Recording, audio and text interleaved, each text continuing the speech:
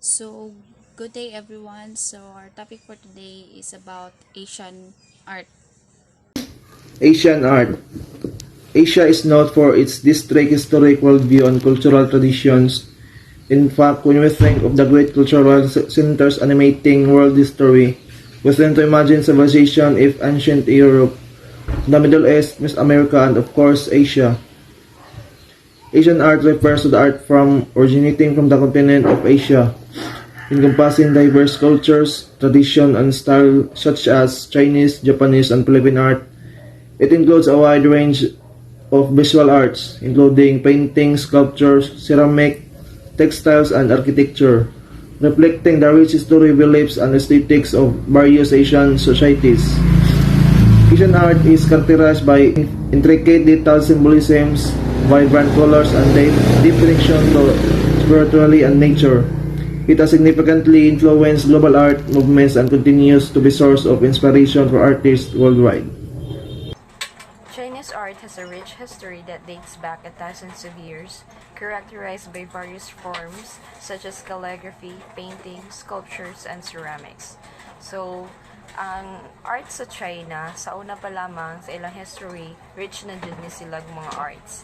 This can be forms like calligraphy, painting, sculpture, and ceramics. So, makita nato sa painting sa ang mga arts sa mga Chinese is makaingan ta nga makita na nato sa lain nga country. It's because ang ilang arts is na-influence na pud siya or naka-adapt na pud ang Chinese sa ilang mga arts. Mo to nga murag na-combine, then some arts are makaingon ta nga makita nato sa laing country. Then ang Chinese art po napod ni CJ art nga example is pottery. Ang kaning pottery na buo ni siya ingatong 18,000 BC. So kay ba mo unsa ng pottery? So ang kanang pottery is kana bitang clay siya, then sa ilaw na ibot ang clay didto, then ang kaning ilaw magtalidyok-talidyok, then ang clay bason, then dito nimo isod imong kamot, then ma-form na to siya. Then uban na ubang pottery nga mubuo og banga, aguban vase, aguban baso, aguban plato, depende sa kung unsay gusto nimong ma-form. Then sa northern China na sila gitawag nga Yangshu culture in 6000 BC. It was known also as red painted pottery. So ang kaning red painted pottery, it was laying coils of clay on top of the other and then smoothing their faces with a paddle. So usa ni siya ka pottery ang gihimo, then banga ni siya, then gipainted ni siya og red.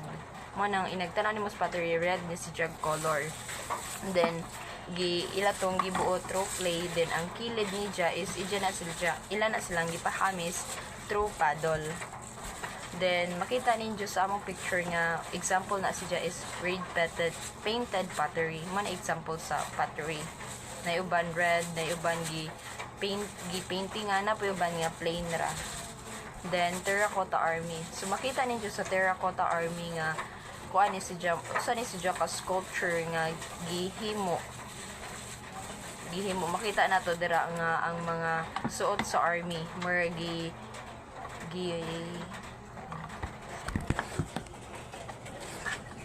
So, ari, makita ninyo sa terracotta army nga na mga murag nag-represent ba sa mga army sa una sa mga Chinese. Ilan ni si Jiang Himo nga pottery. Makita ninyo there ang armor nga gisuot sa mga army sa una sa mga Chinese. Especially kung ato sila gyera. So, it represents sa mga army sa Chinese. Mo ni ang most spectacular examples of pottery from ancient China. So, sa carved stone, makita po nato na si sa Chinese art, kuha na siya usa ka stone nga gidrawingan, then giukit sa usa ka artist para ang usa ka stone is naay art nga mahimo mo nang carve. Sa carving, bisag unsa ang design, depende nimo kung sa imong kaya ma-carve rather.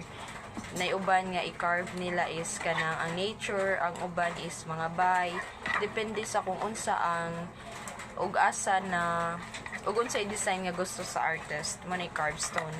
Then sa Chinese art na pud makita nato ang Chinese calligraphy. Makita nato sa Chinese calligraphy ang handwritten sa usa ka artist na ay lain-laing design sa pagsuwat, na uban nga ilang kaugalingon nga design sa pagsuwat pero inagbasa more gihapon.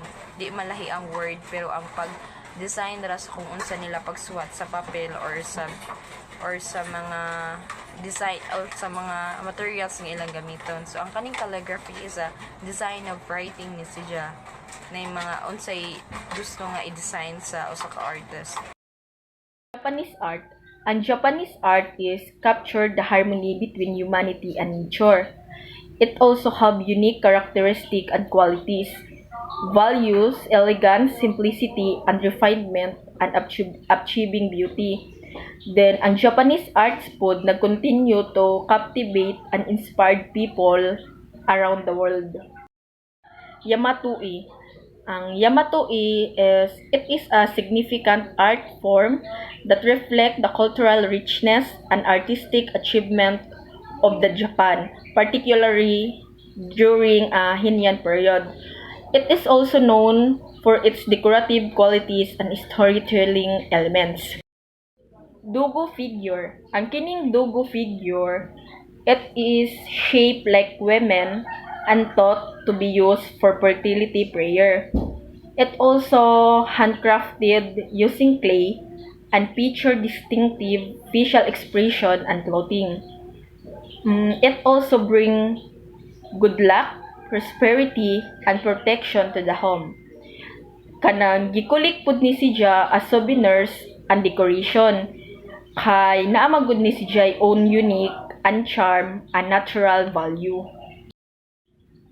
Haniwa funerary form. Ang kinipod siya, ang shape ing ani is like horses or warriors. Nag-provide pud no siya og valuable insight into Japanese society. Naapod ni siya belief about afterlife and burial practices during the Kupon period. Consider pud ni siya as important archaeological artifacts that helps historians and archaeologists to understand the cultural and religion of Japan. Ang kining woodblock printing, it also known as ukiyo-e. Maumaora ni sila. Ang kini nga picture is picture of the floating world.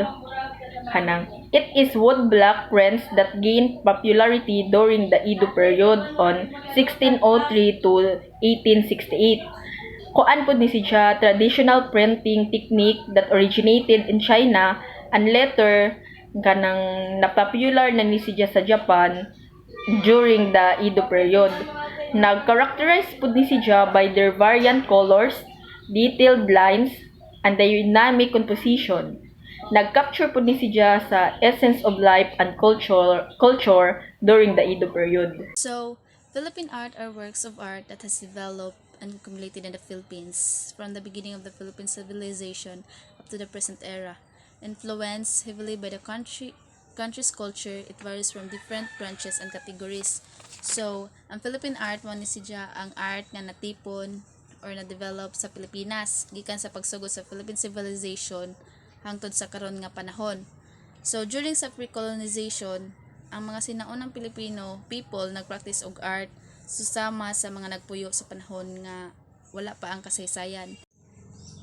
So as you can see the pictures above, mo na siya ang cave paintings. Cave paintings nga makita nimo sa tabon Cave of Palawans, kanang mura siya og naong purma bitla kanang sa pictures murag naong purma. So mo na siya ang cave paintings. So the early Filipinos were also fond of sculpture.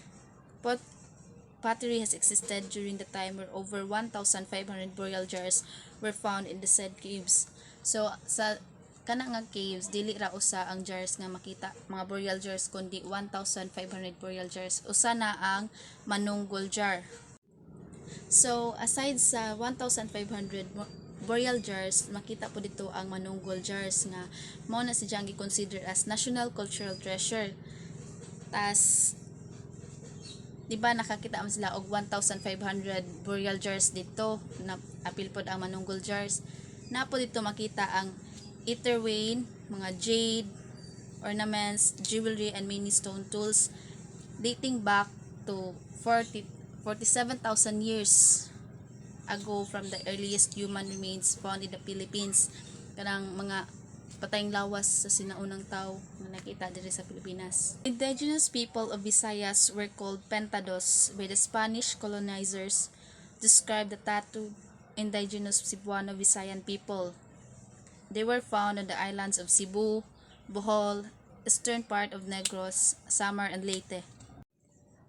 So, ang architecture nag-focus siya sa pag-build sa mga cemeteries, bridges, mga private residences, mga lighthouses, mga town planning, mga kanang plaza complex, muna siya ang gi-focus sa mga architecture.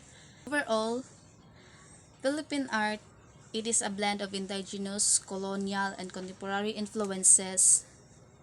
Pre-colonial art was characterized by pottery and metalwork. Spanish colonization introduced religious art, while American influence brought modern art movements. So, mo na siya ang Philippine art.